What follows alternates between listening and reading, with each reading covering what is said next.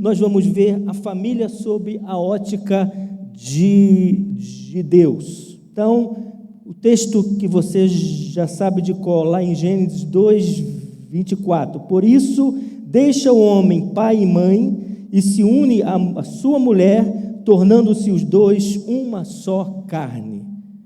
Por isso, deixa o homem pai e mãe e se une à sua mulher, tornando-se os dois uma só carne. Pode passar, por favor.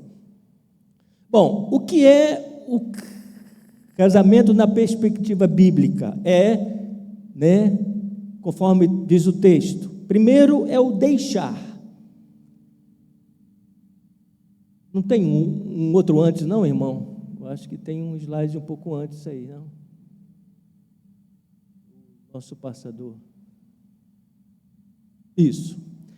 Para Deus, o casamento se legitima por um processo e não apenas por um evento. A gente pensa que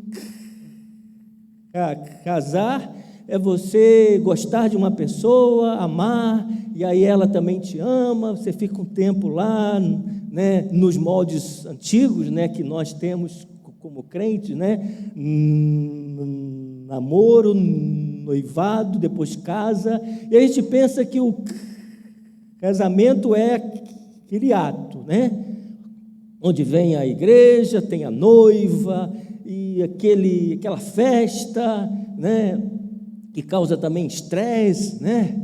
No meu, foi há muito tempo atrás, né? Esse mês de janeiro eu fiz 36 anos.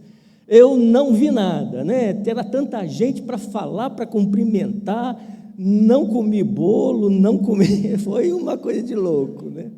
Então a gente pensa que casamento é aquilo, né? Ok, é muito importante, nós devemos ter. Mas na palavra de Deus, o casamento é um processo, é deixar, unir e ser uma só carne. Então vamos lá, irmão, passa aí. Nosso passador hoje não está funcionando. Moisés conclui ao final do relato do capítulo 2, que a formação de uma nova família inclui deixar a família de origem para formar a sua família. Meu amado, se você casa, outro mundo, não é mais a sua casa onde tem o papai e a mamãe, é deixar mesmo, não é abandonar nem a família dele, o pai e mãe, irmãos, e nem a família dela, mas é um deixar. Vamos lá, irmãos. Passa aí, irmãos. Primeiro, esse deixar é um deixar físico. Volta lá, irmãos. Inclui um deixar até mesmo na questão de moradia. Quem casa, quer casa, não é? Eu sei que é uma batalha, né? Mas uma das coisas que desgasta muito os casamentos é morar, benção, irmão, obrigado, no mesmo espaço físico dos pais, ou dos pais dele, ou dos pais dela. Eu sei que tem questões que são atípicas, mas essa é uma situação que traz desgaste. Porque se a gente mora no mesmo espaço físico, invariavelmente vai ter uma interferência, ou dos pais dela, se mora junto com os pais dela, ou dos pais dele. Eu sei que é uma situação em que pode acontecer, mas o que a palavra de Deus ensina é que nós temos que fazer todos os nossos esforços para que nós possamos ter essa independência física. Independência física. Quem casa, quer casa.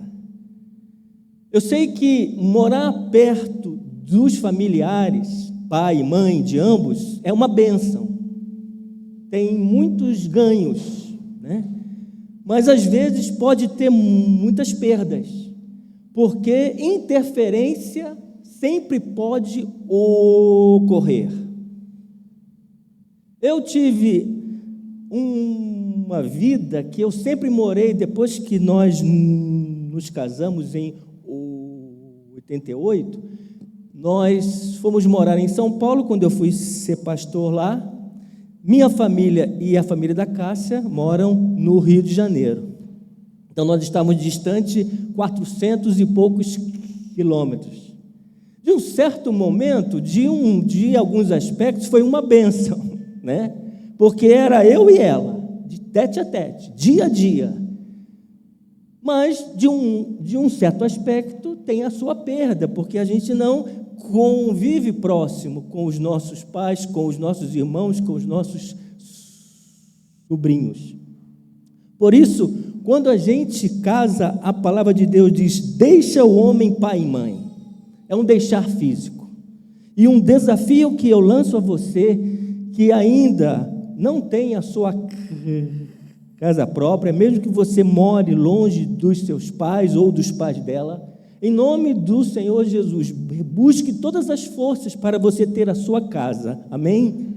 Se você mora próximo ou no mesmo terreno do seu pai e da sua mãe, ou do pai dela e da mãe dela, ok, são situações atípicas, mas, meu querido, não se acomode nisso. Coloque um alvo, coloque meta, reúna esforços, lute, peça a Deus que Deus abra as portas, porque isso é bíblico, isso é importantíssimo para o seu convívio com a sua esposa e com o seu esposo, amém?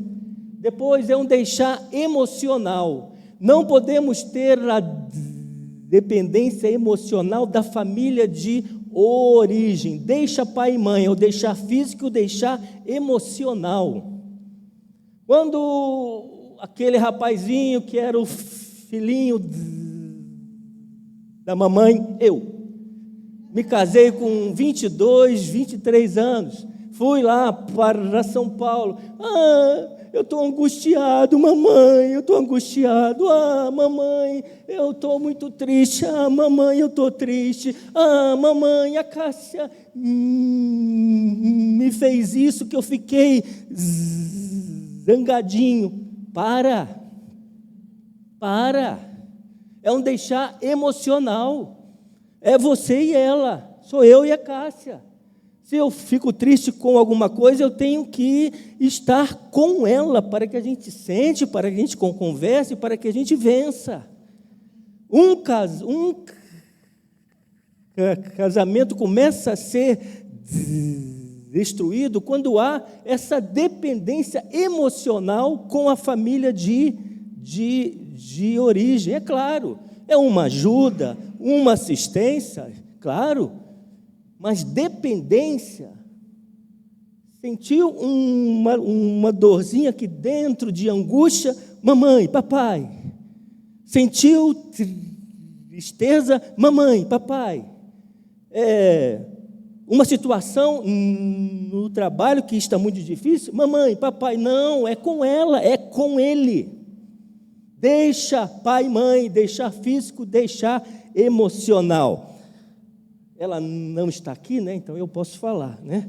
Senão, depois de alguns meses, né, que nós estávamos lá em São Paulo, que o pastor Marco foi lá naquela época nos ajudar na própria igreja lá, né, pastor Marco? Aí teve uma situação, né? E aí ela liga para a mãe: mamãe, o Samuel, ele fez isso. A minha sogra, muito séria, falou: é uma situação entre você e o seu esposo. Sente com ele, converse com ele e ore. Eu vou estar orando por vocês. Porque a tendência, o que é? Né, filhinha? Ele é muito difícil, né? Nossa, olha como é que ele é grosso, olha como é que ele é estúpido, olha como é que ele é isso. Então, sempre é uma tendência para puxar, né, para o lado da filha ou do filho. Por isso, pais, vocês que estão aqui, que têm filhos, casados, tenham sabedoria, né? Sabedoria para ajudar e não colocar fogo mais na situação em que eles vivem. Amém? Vamos lá. Deixar financeiro. Não podemos ter a dependência financeira da família de origem. Ajudar em uma situação de saúde, desemprego, sim, é claro, é a nossa família, é o meu pai e a minha mãe. Eu me lembro que, né, pastor Marco, né, desculpe citar ele, porque, né, já há tempo que a gente se conhece. Conheço o pastor Marco desde o tempo que eu era seminarista, eu nunca esqueço, né?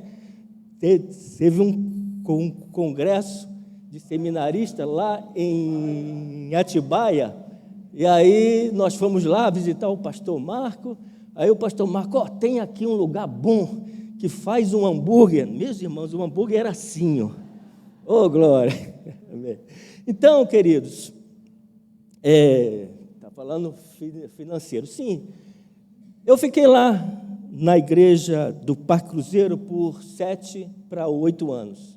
E aí o meu ministério lá encerrou por uma série de coisas. Eu fiquei 1 ano sem um ministério. Naquela época eu era pastor de tempo integral. E aí eu tive que alugar um apartamentozinho, 40 metros, até eu ter um outro ministério, um outro sustento. E aí a minha família me deu apoio, pagou o aluguel.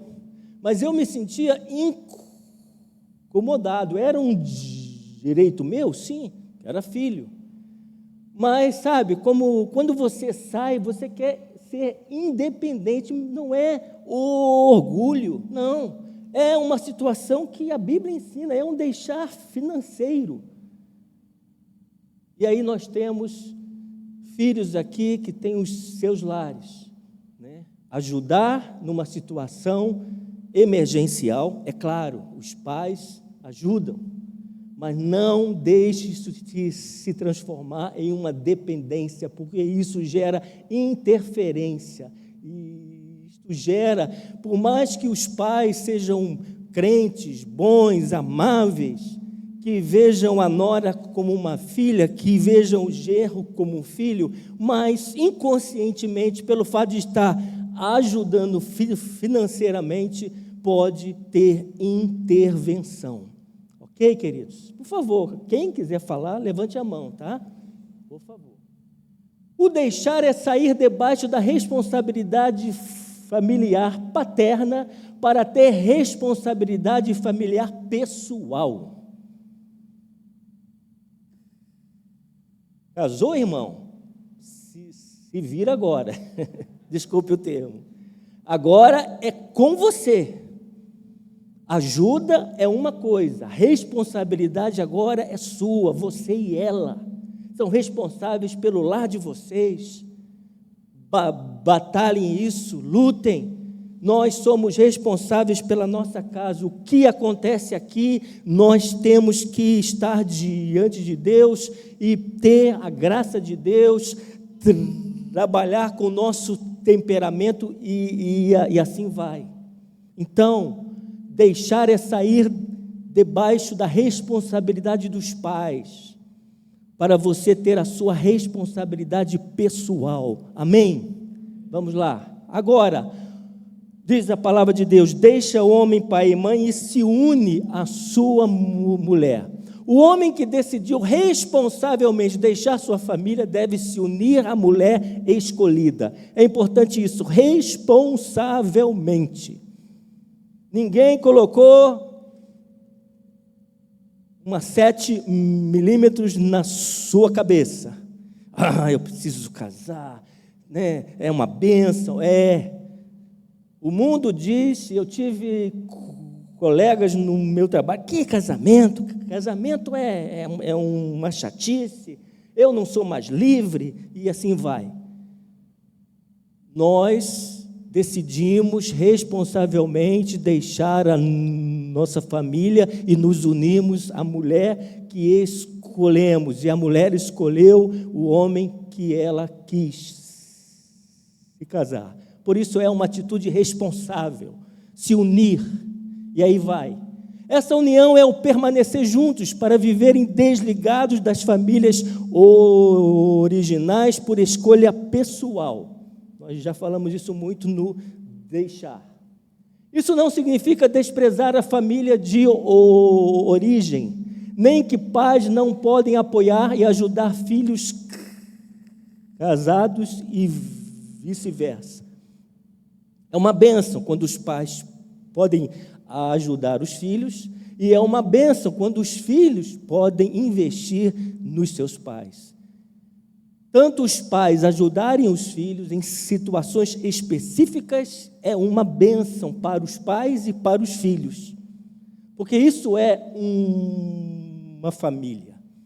Nós não somos inimigos, nós não somos competidores. A dor que o meu pai e a minha mãe sente, a minha esposa sente. E a dor que a mãe dela sente, que está... hoje eu só tenho a minha mãe e ela só tem a mãe dela. Eu sinto. Uma das coisas que destrói o nosso lar é esta visão. Os problemas da sua família são problemas de vocês. Não, queridos. Não é que você vai interferir ou, desculpe a expressão, se atolar nos problemas da família dela ou dele. Mas se eles estão sofrendo, você também sofre. Se existe uma situação financeira, de saúde, com algum irmão da minha esposa, isso atinge a ela, e se atinge a ela, também atinge a mim, porque nós estamos unidos, nós somos uma só carne. Nós precisamos fortalecer isso. Amém? Ninguém quer falar? Por favor. A ideia bíblica é que o casal deve cuidar de si mutuamente, assumindo a responsabilidade por seu amadurecimento e obediência à palavra no papel de marido e esposa. No dia 3 de março, o irmão Regis vai falar sobre este tema, os papéis de cada um. Mas, meu querido, eu caso, não é para ficar infantil a minha vida toda, não é para ficar com os meus dengos a vida toda, não é porque eu não como isso, lá na casa da minha mamãe, eu não comia isso. Come sim agora, é o que ela faz, querido.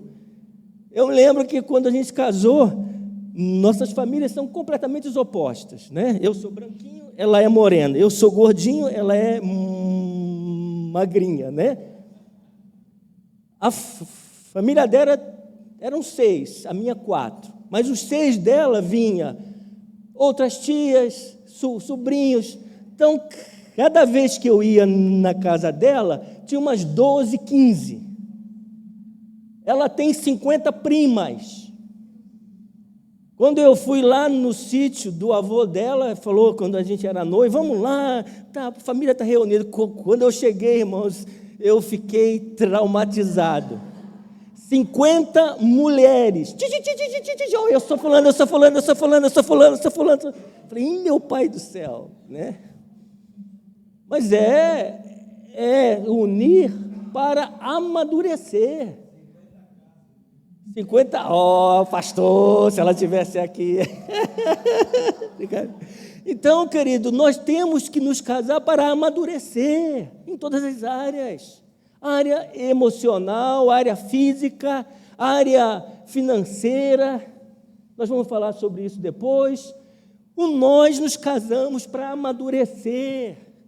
E quando acontecem as situações difíceis, esse amadurecimento vai fortalecer a gente para vencer, para não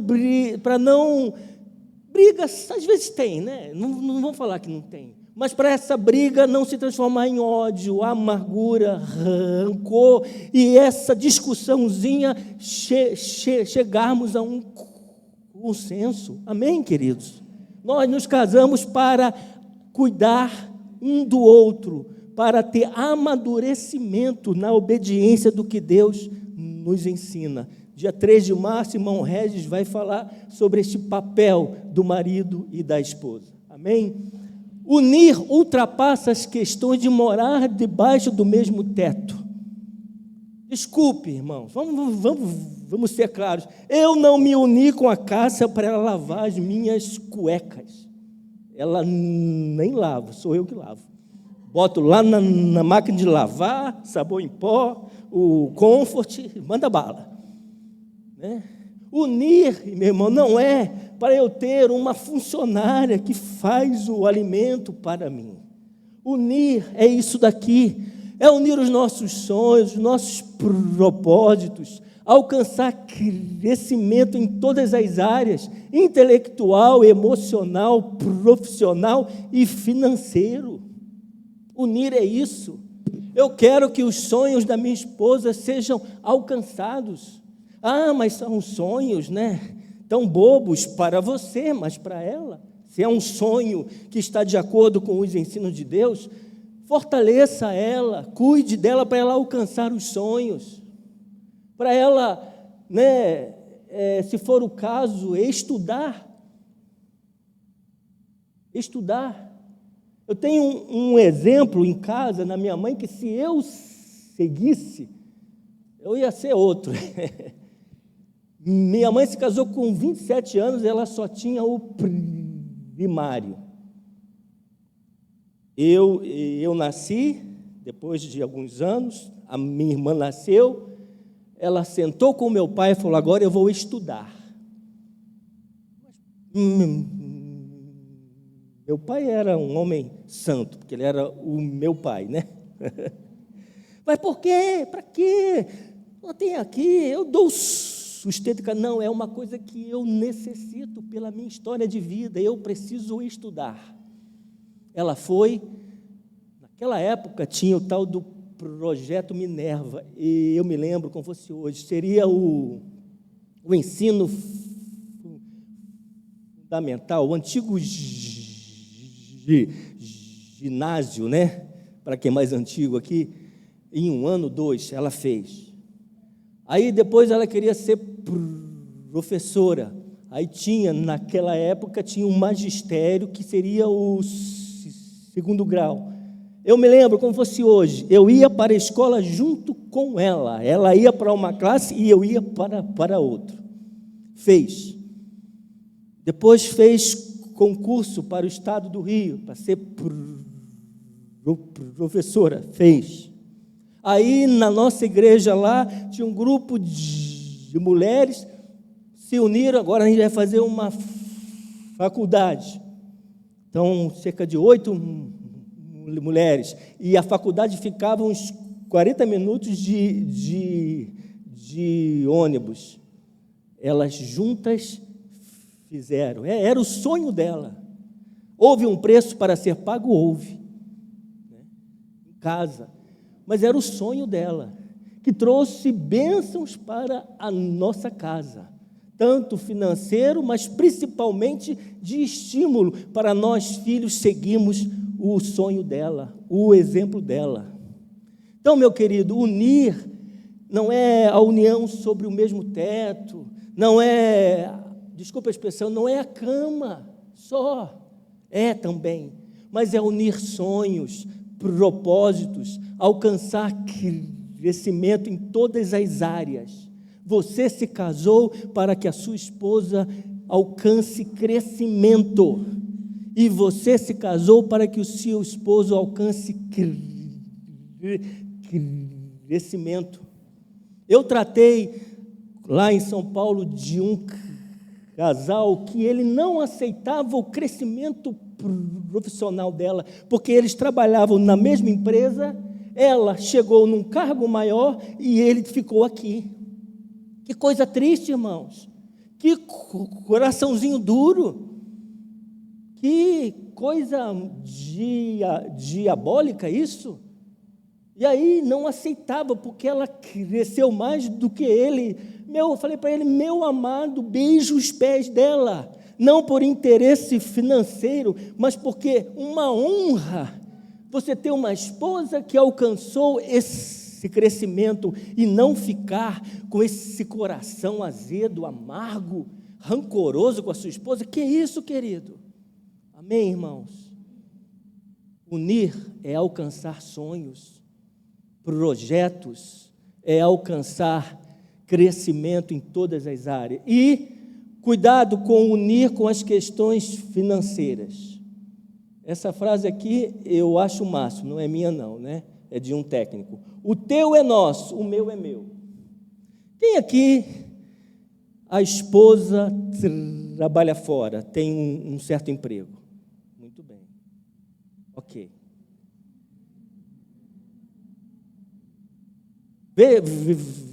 Veja bem, isso daqui, irmãos, dá uma confusão. Por quê? Aquilo que é dela é meu, mas o meu é só meu. Não, é unir. Mesmo aquelas que não têm um trabalho fora, entre aspas, mas a tendência, e eu vi isso muito, é que o marido acha, porque ele trabalha, porque ele ganha, porque ele sua, porque ele sofre lá fora, o dinheiro é só dele, e ele dá algumas coisinhas em casa. Não! Se você se uniu, o dela é seu, o seu é dela. Não existe isso, o teu é nosso, o meu é meu. Isso daí destrói lares. Destrói lares. E mesmo para aquelas que não têm esse trabalho fora, que já o trabalho de casa já é muito grande, né? Mas você que traz o sustento, não é seu. De vocês, dos dois. A administração junto, planos juntos, financeiros, alcançar, né, necessidades juntas. Amém, queridos? O teu é nosso, o meu é meu? Não. O teu é meu e o meu é teu. Ok? Unir inclui tomada de posição na área das decisões. Pai e mãe dos cônjuges podem ser conselheiros quando solicitados. Amém? Casal, cuidado com a intervenção e manipulação de ambas as famílias. Quando você vai tomar uma decisão, precisa realmente de conselhos. Mas a decisão final é sua e dele. É dele e dela, juntos. Amém? Isso, na questão de tomada de decisões, né, traz um desgaste e tem sido um alvo de provocar tantas separações, porque ele quer uma coisa e ela quer outra. Aí ela ou ele conversa com a família paternal, e aí vem com uma influência, vem com uma situação, e aí começa a ter as discussões, e aí vai. É claro, mais uma vez, conselhos dos nossos pais são importantíssimos, mas a tomada de decisão em todas as áreas é do casal. Lá em casa, eu preciso me vigiar, porque a casa sempre fala, você, quando a gente vai tomar uma decisão, sempre puxa um pouquinho para o que você quer. Falei, verdade, eu preciso ouvir, e ela também precisa ouvir. Então, queridos, não abra brecha na sua casa, amém, queridos? Não abra brecha, você deixou, você se uniu. Agora, ser uma só carne, deixar pai e mãe, se unir à mulher e ser uma só carne.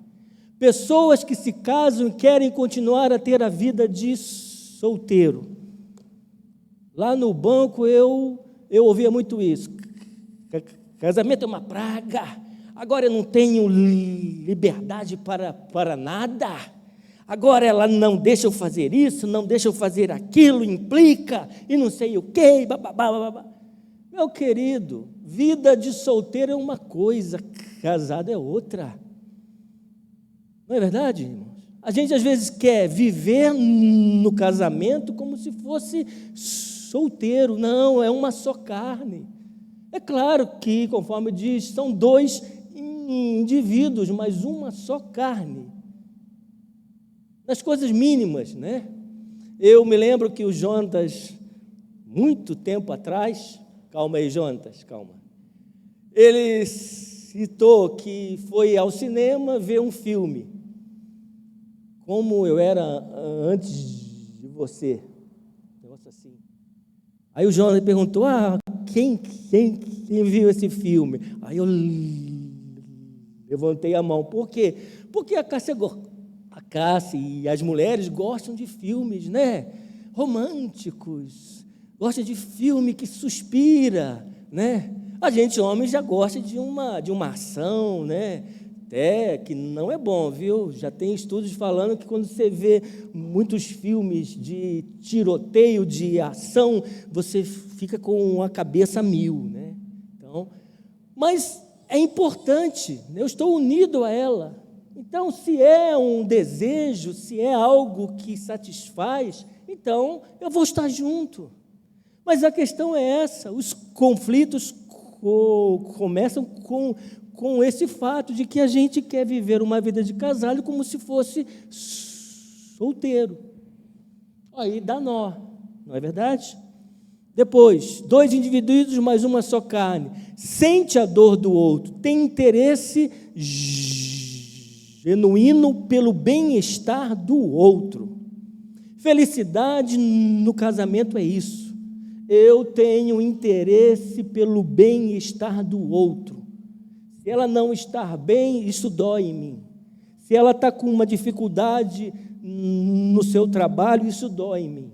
E eu vou ser um auxiliar dela, vou ser alguém que esteja ajudando ela e ajudando ele. Amém, igreja? Amém, irmãos?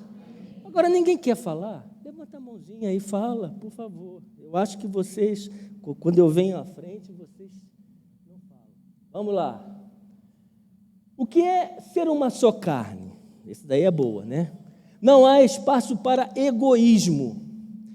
Pastor Marco, eu compro um chocolate suíço para mim e compro Nestlé para ela.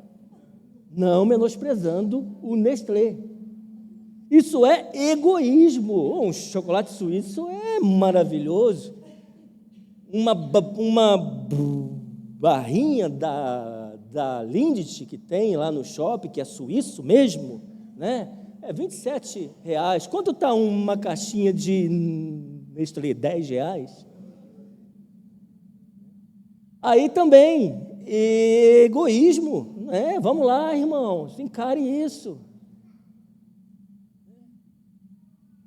Porque eu ganho, porque eu tenho direito de ter o melhor? Sim, mas ela também. Se não der para comprar duas, compra uma suíço e racha no meio.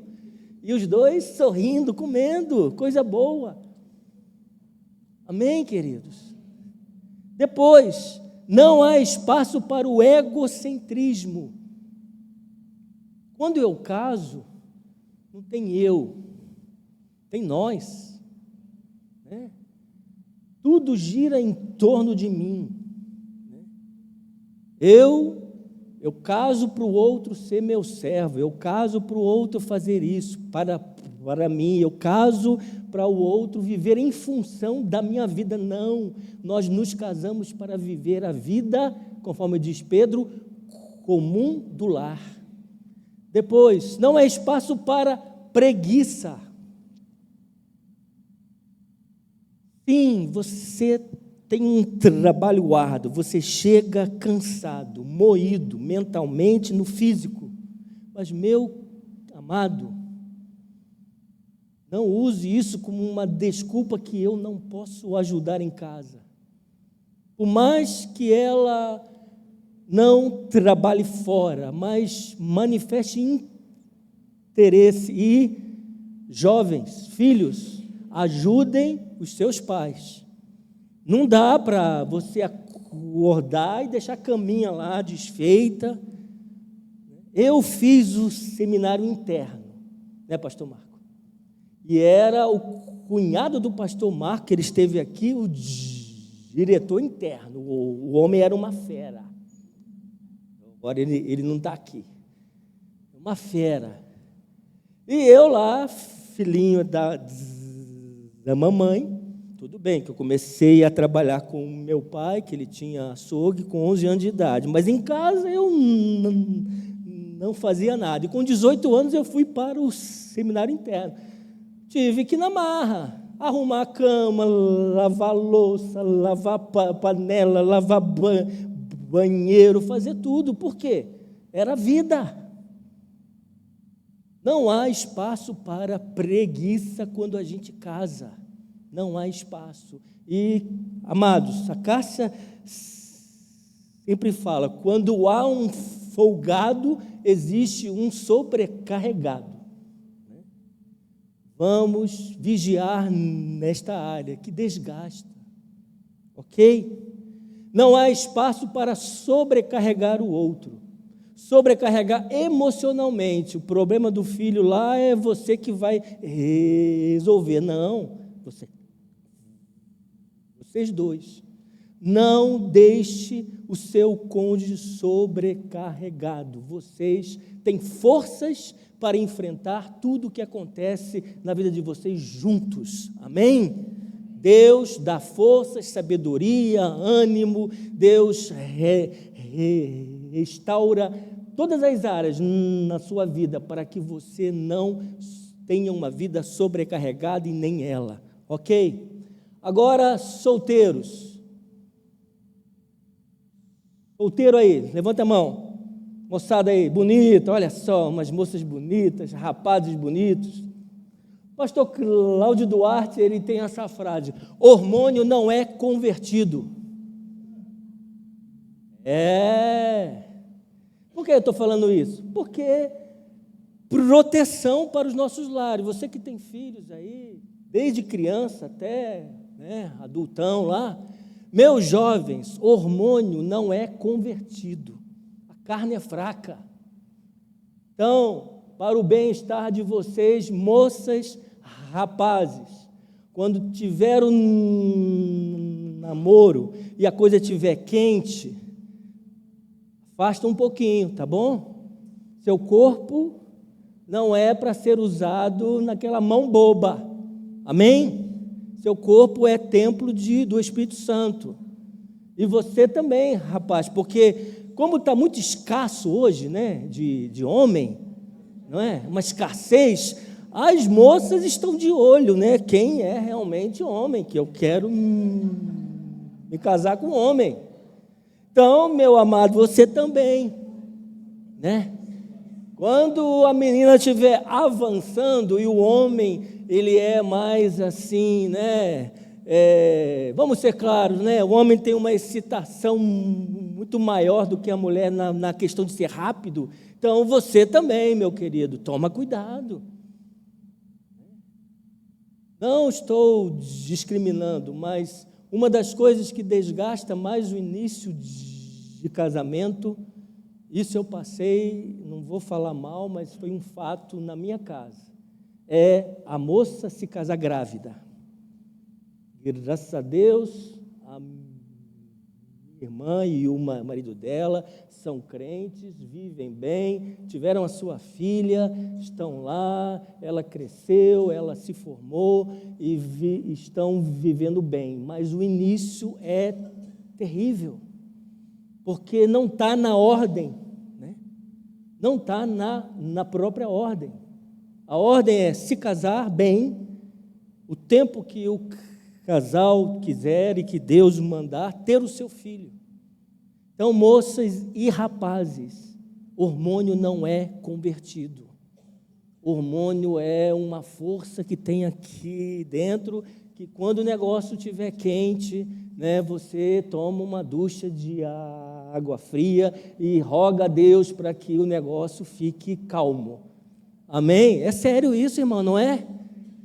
Os pastores aqui, os pais aqui, é sério, namorem sim, porque faz parte e é bom. Agora estejam atentos, para que vocês não caiam nas ciladas que o diabo tem. Depois, esse pastor aqui foi o meu pastor, foi o pastor que me batizou, pastor Fioravante Antonietti. E o mundo é tão pequeno que um dia eu estava lá no banco chamando a fila e veio um senhor com sobrenome Antonietti, lá na USP. Eu olhei para ele, se parecia demais com esse meu pastor. Eu falei, o senhor é parente do Fioravante Antonietti? Sou, eu sou primo dele. Eu falei, olha que bênção. E ele sempre usava essa frase com os jovens. Jovens, casar com a pessoa certa, na hora certa, do jeito certo. Casar com a pessoa certa. Amor, estou apaixonado por ele. Mas veja como é que ele é em casa, com a sua mãe, com o seu pai. Ele tem alvos, ele quer crescer na vida, independente do grau de escolaridade, né? Independente disso. Ele é uma pessoa honesta, ele é uma pessoa que ama Deus, ele é uma pessoa que honra pai e mãe, ele é uma pessoa que respeita você, pessoa certa. E rapazes também. Como é que é essa moça? Tem moça que casa que não sabe fazer gelo.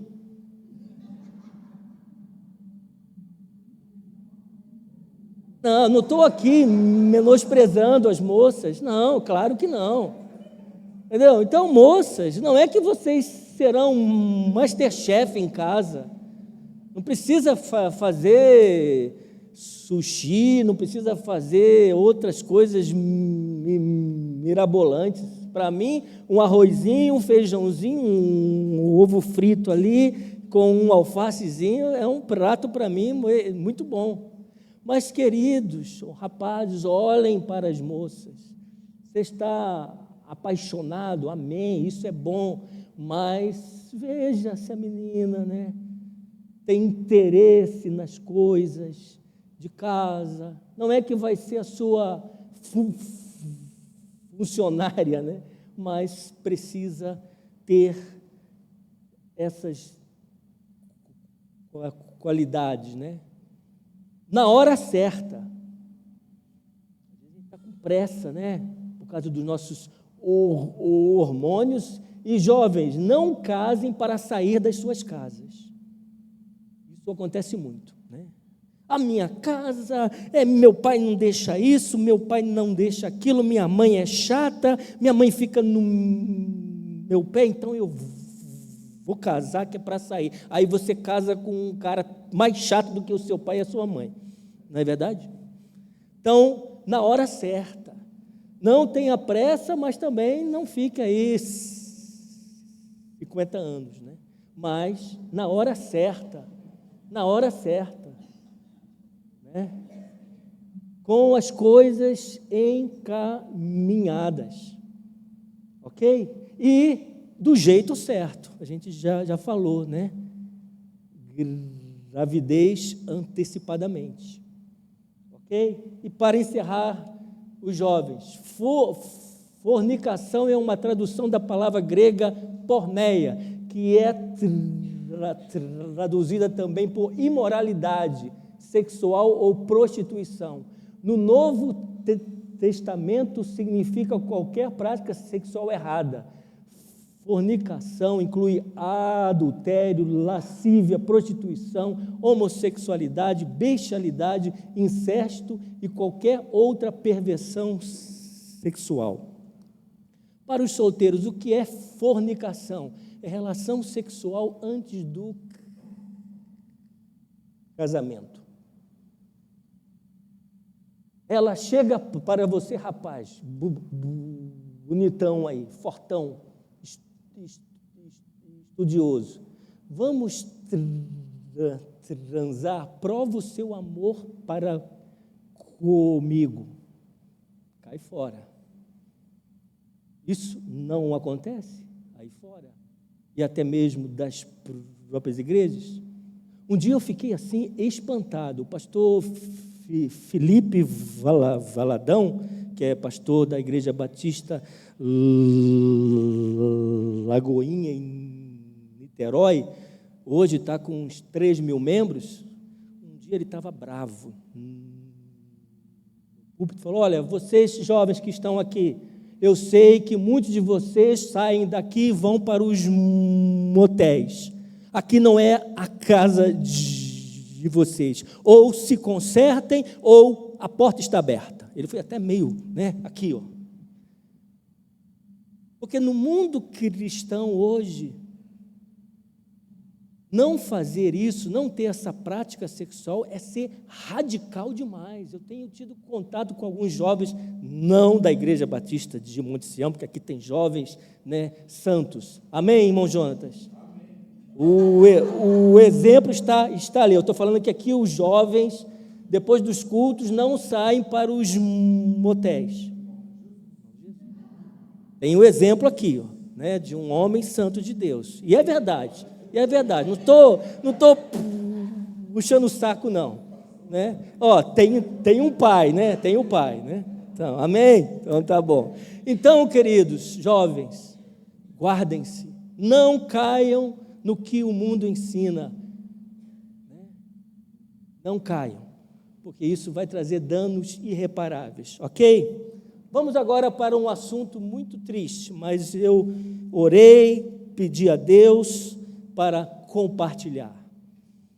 Somos uma só carne e não devemos dar brechas para esse pecado que destrói os lares, adultério.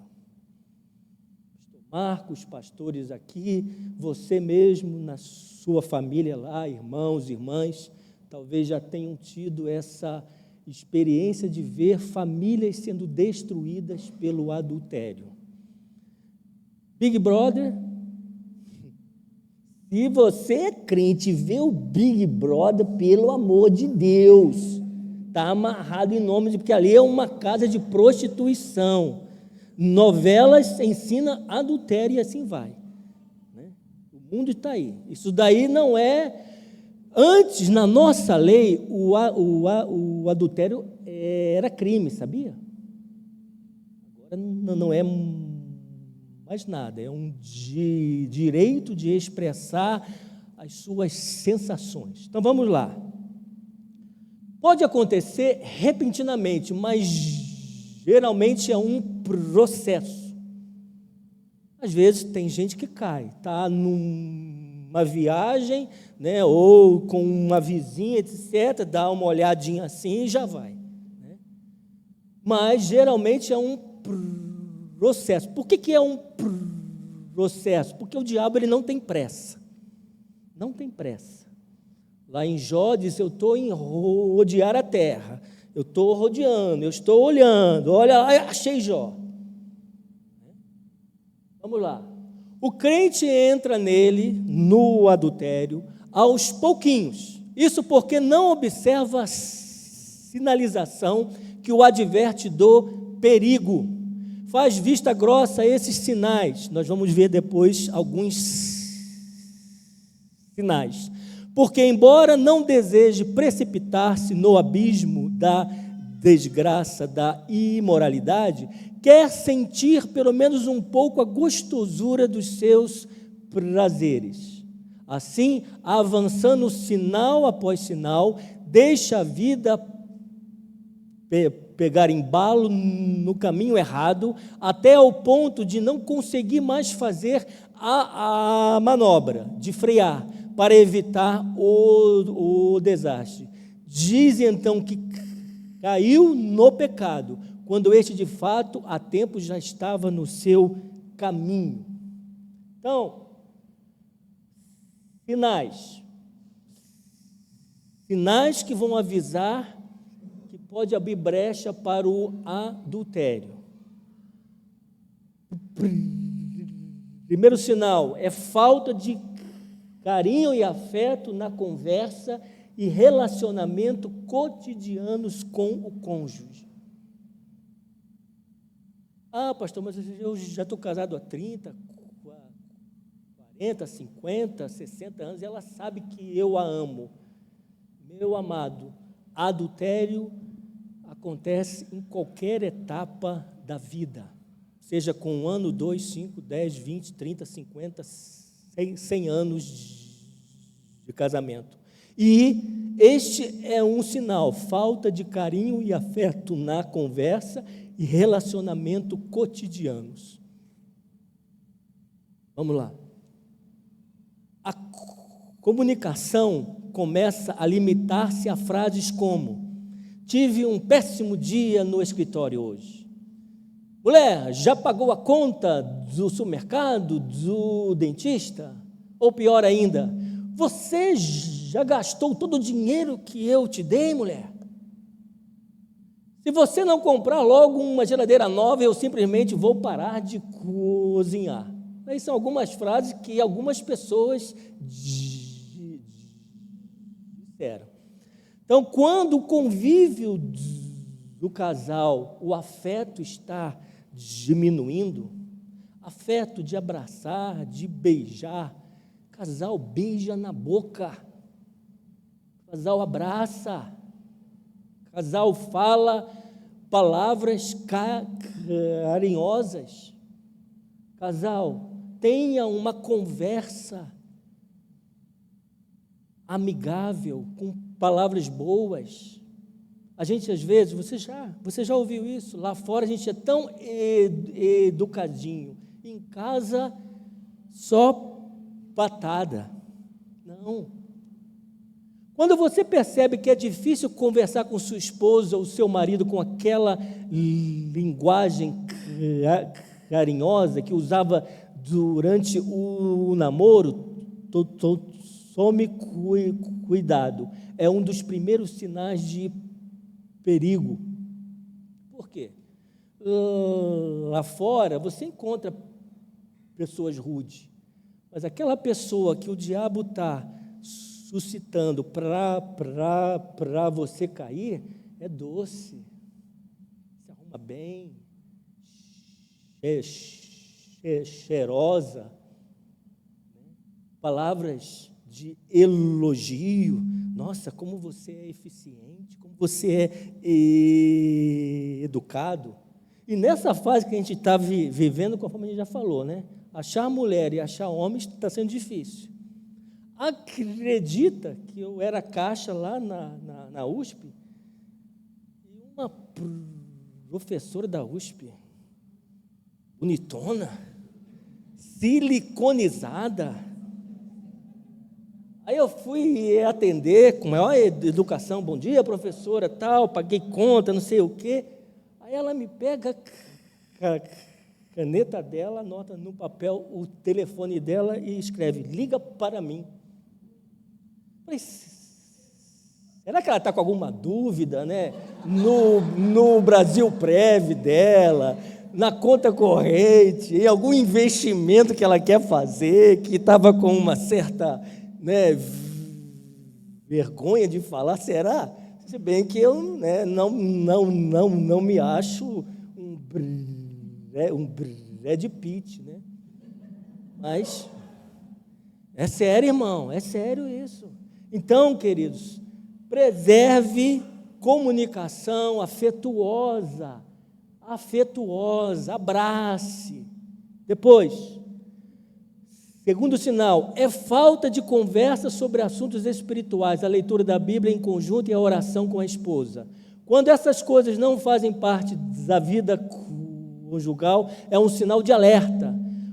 Prosseguindo nesse caminho, pode haver adultério mais adiante. Mas pastor não sabe a minha vida. Eu chego tarde em casa, cansado, estourado. Sim, querido.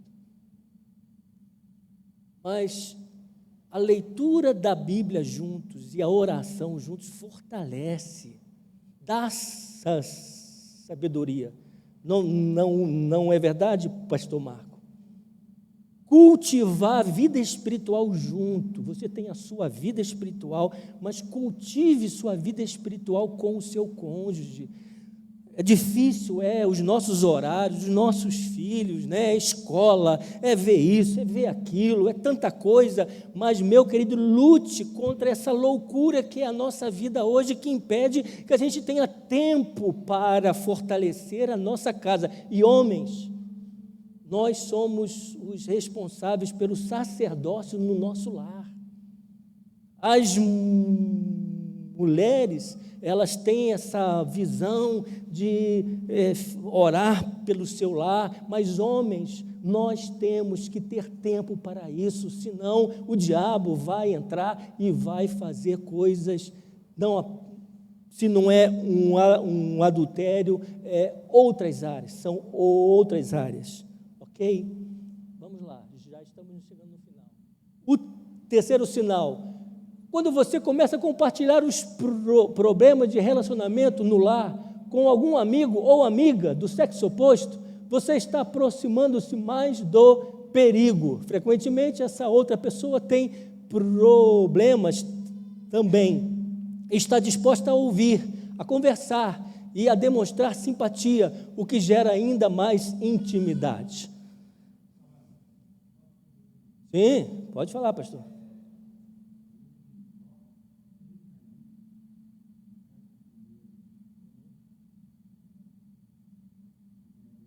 Sim, vamos lá.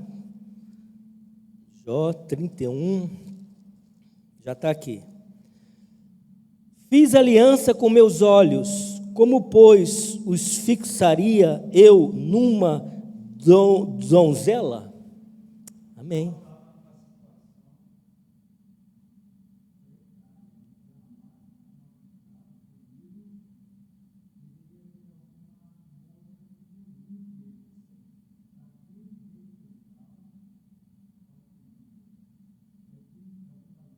Com os meus olhos. Principalmente porque a esposa dele falou: meu filho, abandona esse seu Deus, vai viver a sua dor, que eu estou aqui, na minha vida.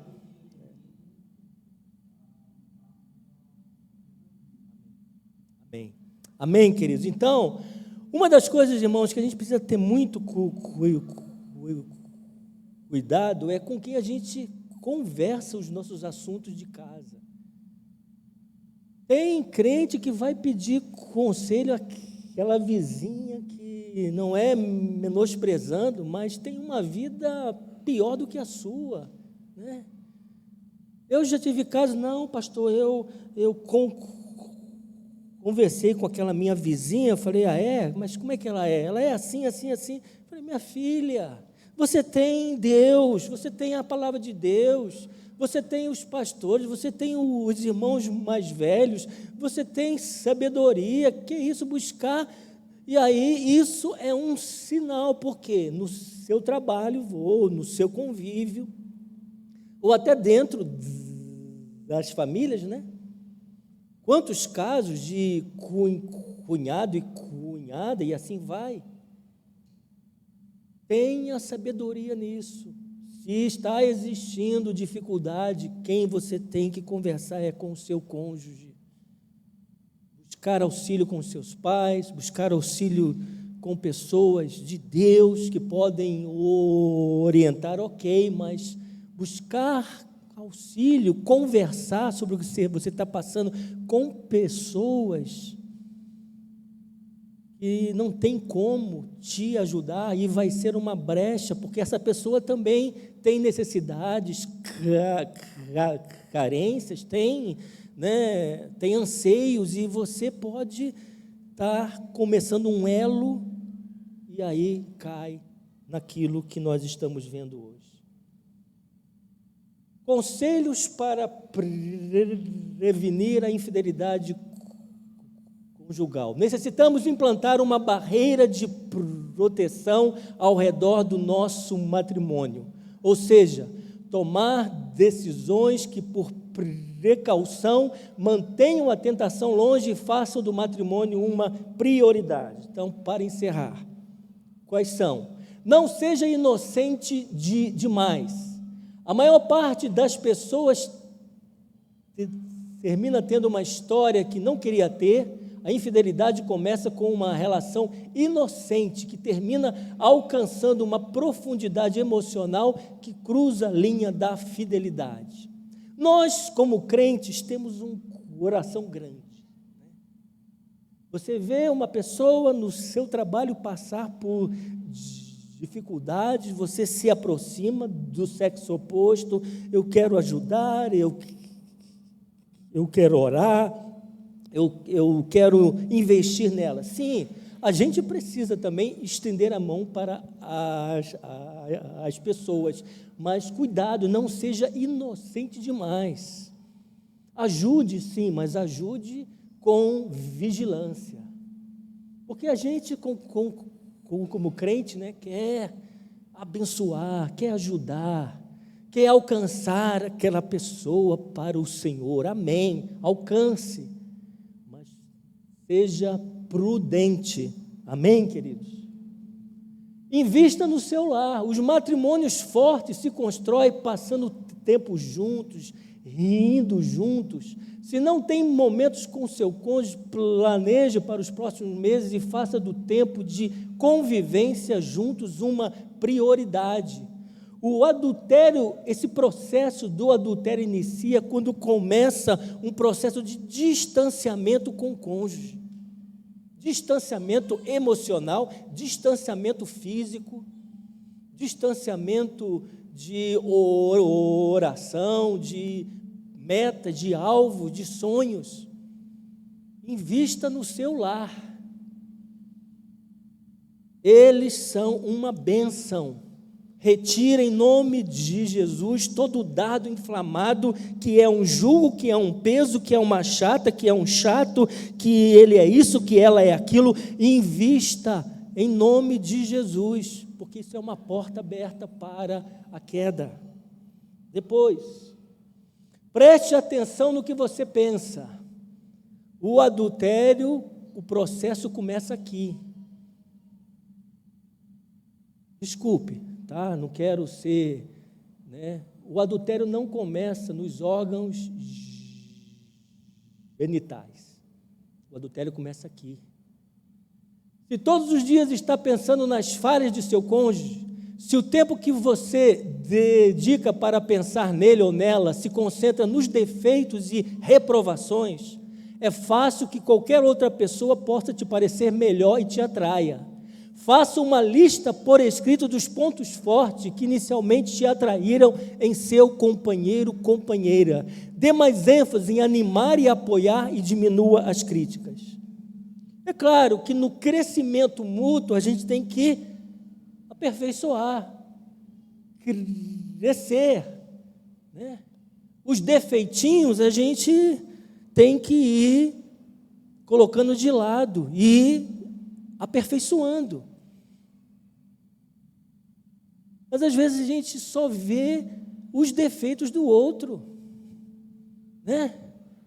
Olhe para as virtudes. Olhando para as virtudes, você vai estar ajudando a vencer os defeitos. Não é verdade? Então, queridos, preste atenção no que você pensa.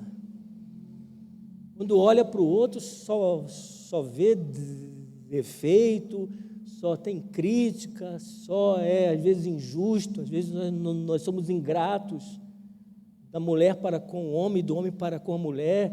Então, encha a sua mente com aquelas coisas boas de Deus.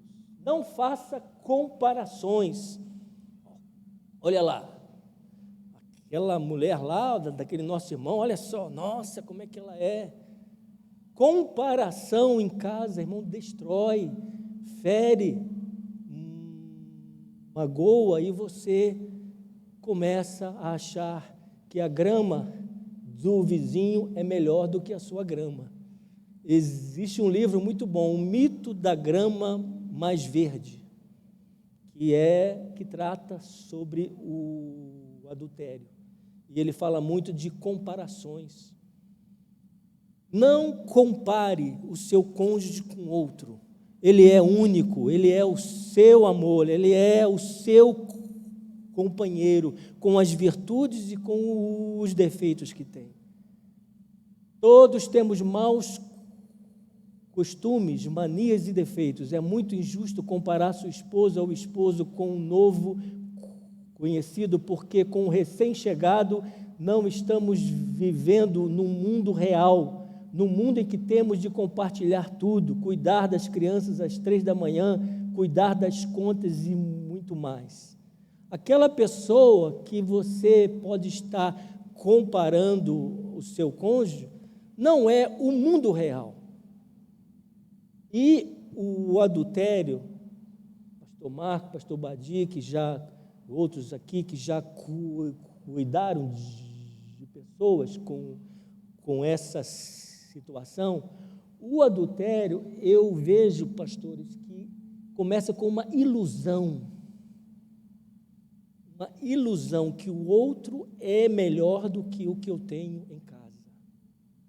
Ilusão, é ilusão em todas as áreas, ilusão física, emocional, intelectual, é sempre essa comparação que leva a essa ilusão. O melhor é o outro, o que eu tenho em casa não é melhor do que o outro. E busque a ajuda. Buscar ajuda é um sinal de fortaleza, não de fraqueza. Busca ajuda quem está disposto a travar uma batalha, é o primeiro passo de força. Amém, queridos? Eu coloquei aqui, aquela foto lá do grupo de casais que o Jonas e a Dani estão enviando, que eu achei muito forte para hoje, e vai ser o nosso último slide. Aliança firmada entre marido e mulher é feita diante de Deus e, portanto, não apenas entre os cônjuges, mas também com Deus. Ser infiel ao cônjuge também implica ser infiel a Deus. Amém? Que o Senhor nos fortaleça.